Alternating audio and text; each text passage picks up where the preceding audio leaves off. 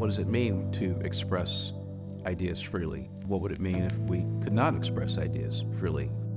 My family background is Cambodian, and I was born in a refugee camp in Thailand on the Thai-Cambodian border.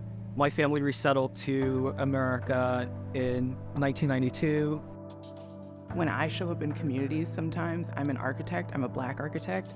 Sometimes it doesn't matter what I'm saying, it doesn't matter what I'm asking, it doesn't matter how familiar I am, because architecture and urban policy represents whiteness and danger to some communities. There was a communist extremist regime, the Khmer Rouge, who annihilated a quarter of the population, and through that, the first people that they targeted were artists.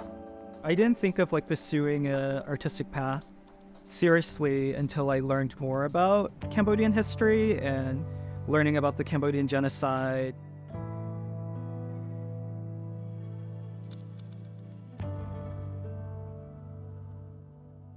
Well, I think President Pollock's theme, freedom of expression, is really important and engaging. It couldn't be more timely than where we sit today in terms of politics, culture, society, economics. And I think that what visitors can expect is to be immersed in those questions, brought to them in ways that are unique and maybe unique to the way that they see those issues.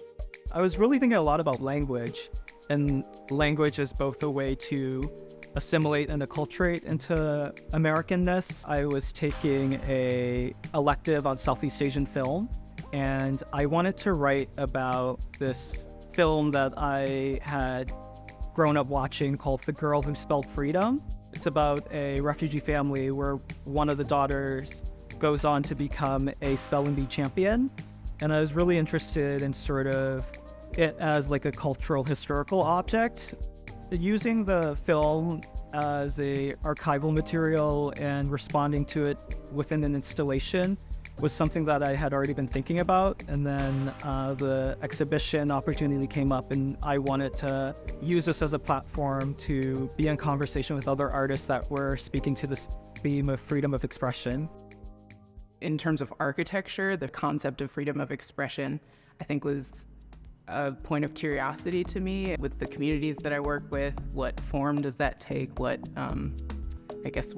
is that expression? What is the media that actually takes on that form? It seems like everybody has some interesting relationship with quilting, has some history with quilting, has a grandmother who gave them a quilt, something like that in a lot of ways pulls out a really different story.